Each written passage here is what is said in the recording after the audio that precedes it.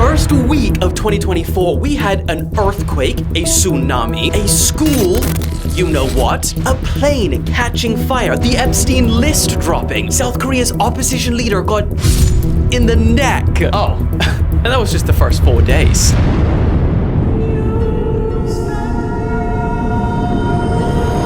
Hello and welcome to 2024, everyone, the first video back, and what a wild week we have just had. In fact, it has been action-packed from the very literal first second of the year, because this video surfaced showing the New Year's Eve celebrations in Paris. And people basically saw this and said, I'm fucking done with humanity. The footage shows thousands of people with their phones held high recording the fireworks display rather than just being in the moment and watching it and enjoying the show. And at the end of the countdown, no one even really seems to celebrate much. They just kind of stand there and continue recording.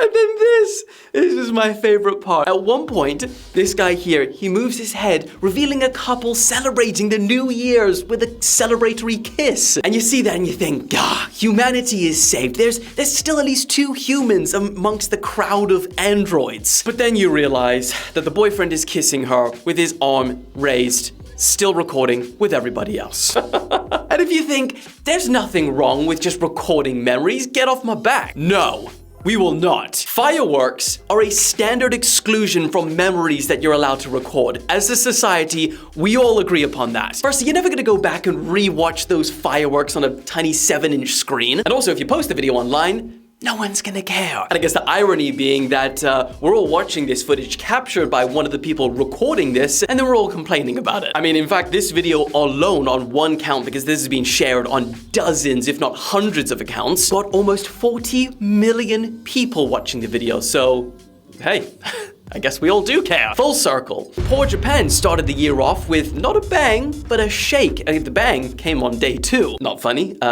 Let's read what it says. Because they were hit by a 7.5 magnitude earthquake, which, as you can see, cracked roads, destroyed houses, shook up parking lots, and ultimately ended the lives of nearly 100 people so far. More than 240 people are still missing as you watch this video. The earthquake then triggered their first major tsunami warning since 2011, which, for perspective, that shit happened on Boxing Day in 2011 back then.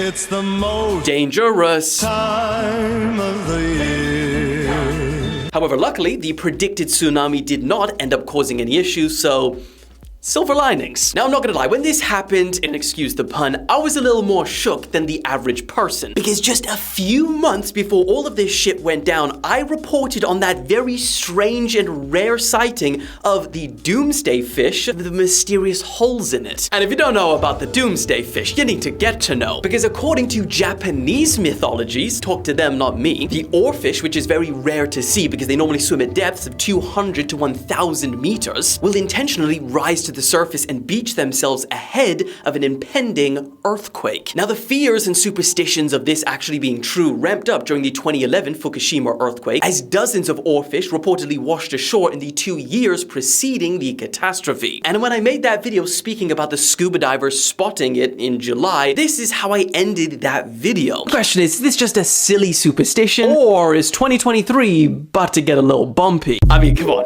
Are you gonna pull me up on one frickin' day? Now, to be realistic, according to science, that old fun killer, there is absolutely no evidence of a connection between them coming to the surface and earthquakes. They usually come to the surface when they're sick or dying. Yeah, I mean, whatever. What was science ever right about, you know? Moving on, because just the very next day, poor Japan, a Coast Guard plane which was preparing to fly to the parts of the country which was worst affected by the earthquake to deliver aid, collided with a passenger plane carrying nearly 380 people and caused this.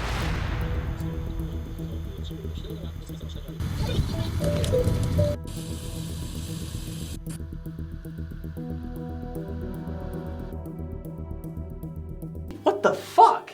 I don't know when the fuck that happened, but dodgy shit nowadays. 2024, huh? Now, 5 of the 6 passengers in the earthquake relief plane were tragically killed, but silver linings again, all of the 379 passengers on the other plane miraculously, seeing that thing, survived. So fuck you, doomsday fish.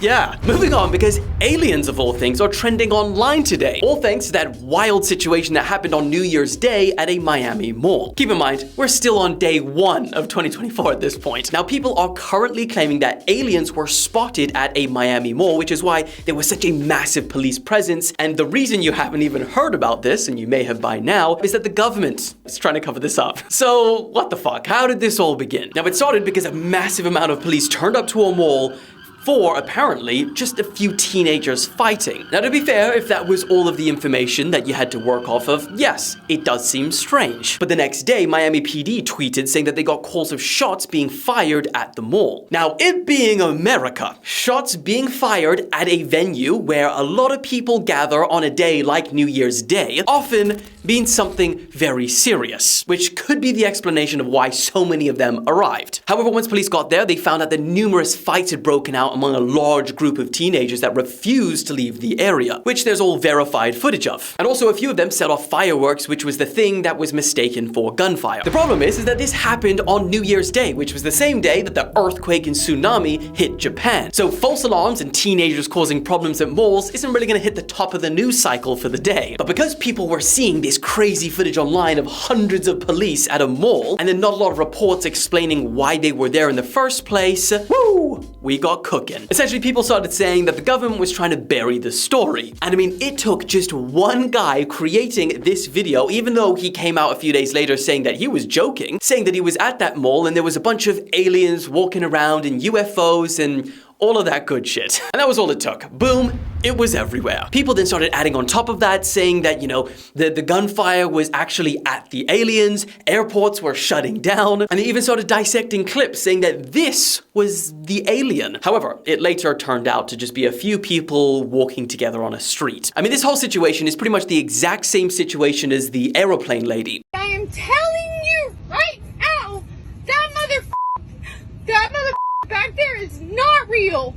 There was a big spectacle with not a lot of information, and then someone online made up this wild story, and then that video goes mega viral and just convinces a lot of people. And once it does convince a lot of people, there's no unconvincing people, because now people believe that the guy who first came out with that story went back on it because the government had gotten to him.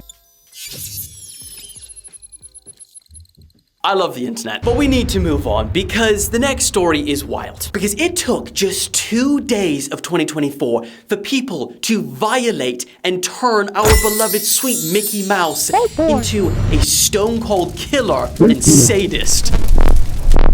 Yes, not only do we have a Mickey Mouse horror movie on the way, but we also have a Mickey Mouse horror game. Now, the reason this is even possible is because US copyright law says that the rights to a character can only be held for 95 years. So, as of January the 1st, anyone can now use Disney's earliest versions of Mickey and Minnie Mouse without permission or cost. Because of that, we will now have a horror movie called Mickey's Mousetrap, not a bad name, which essentially sees Mick, the now prick, hunting down a bunch of poor innocent teenagers at an amusement park. Now, the craziest part is that whoever is behind this movie essentially must have seen the Winnie the Pooh Blood and Honey and thought, God damn, that shit blew up. We need to drop that Mickey Mouse shit ASAP. Because their expected release date on this movie is in March, just 2 months away, indicating that they had written, casted, shot, edited, and mostly finished the entire movie just waiting for that sweet old copyright to get the fuck out of here. Lift is the word I was looking for. Now, if you're not that interested in the movie, may I offer you our selection of games of beloved characters that had died and gone to fucking hell? Yes? Well, good, because that game is called Infestation Origins. And actually, I read that originally the name was Infestation 88, but they changed it because of its links with Nazis. Fantastic start. Anyway, the setting is in the year 1988. What was thought to be an outbreak of rodents morphed into something far more sinister. How fucking dare you call my boy Mickey a rodent? And I mean, all you need to know about this game's release date is that yes, it's before GTA 6, like everything else is. Moving on, this whole situation makes me want to go back to the good old days of 23, because this week we have seen literal stampedes for these things, them selling out in minutes, then reselling for up to $200. I think I saw one of them for up to $400. And if you're really desperate and you just can't afford one of these cups, don't worry, because StockX now offers a finance plan for a cup. What the fuck? Now, one of the craziest clips I saw of this whole situation, this shit is actually just wild. It's this massive line and they're all queuing up to get a hold of one of these precious things before this guy apparently cuts in. Now, all the people in the line start telling him, get the hell to the back. Right before the spirit of Stanley must have possessed him and he jumps over the counter and tries to steal all of the cups. Now, in most situations, people in a line queuing for a product, they'd be like, what the fuck? You know, I'm not risking my life for one of these things, for these cups. No, but not Stanley fans. As he tries to run out of the store with a box of pink gold in his hand, he gets stopped by a guy in the line. They tussle it out a bit, he gets thrown to the floor and then falls onto the box, revealing that there was just one cup in the box. Bro did all of this for one cup. He then can be seen walking out with a pink cup in hand, victorious, but the question is, at what cost? Everything. Okay, I think at this point, it's time to get into the meat and potatoes of what everyone is talking about this week, the Epstein documents. We've had about 3 rounds of documents dropping, and I'm not going to jump into all of the details because I'm assuming we're all pretty caught up with the names that have been included. If you haven't seen all of that, go watch my video on TikTok. Now, since those names have dropped, there has been one standout name that has been dominating the public discourse. Professor Stephen Hawking. Oh no, here we fucking go. Fuck! Yeah, none of us expected it. Now, his name was mentioned when Jeffery Epstein sent an email to Ghislaine Maxwell in 2015, asking her to issue a reward to anyone who can help disprove the allegations that the physicist had participated in an underage orgy at one of Epstein's islands. Now that's all we had to work with on this, but that was all the internet needed. Now some people, and this is not even a joke, have been praising Jeffrey Epstein for how inclusive he turned out to be. Oh my God, what a world. But others have been creating some of the most outrageous memes I think I've ever seen. For starters, one fake court transcript, which has gone very, very viral, reads, "Did Jeffrey ever talk to you about Stephen Hawking's proclivities? Yes, he liked watching undressed midgets solve complex math equations on a too high up chalkboard." Wow. Shame on you for laughing. People are saying that this was his theme song on the island. Push, push, push, push. Push me, and then just touch me, till I can get my satisfaction. They said that this was Stephen Hawking rolling up to the island. I mean, how are people gonna say that this was Stephen Hawking as soon as he touched down on Epstein Island? Or that this was Stephen Hawking when he was close to nutting?